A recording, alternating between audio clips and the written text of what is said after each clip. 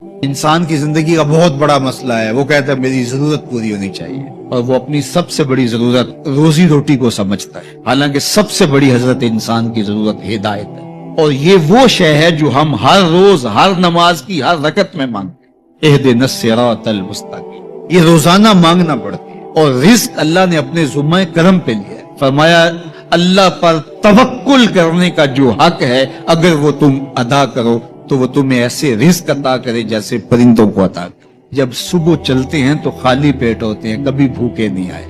تو یہ بات ذہن میں رکھیے گا کہ رزق اللہ کا ذمہ کرم ہے، اس کے لیے ہمیں یہ حکم دیا ہے کہ ہم کاوش کریں، لیکن اس کو اپنے اوپر طاری کر لینا یہ دانش مندی نہیں ہے۔ تو اس لیے سب سے بڑی ضرورت حضرت انسان کی ہدایت۔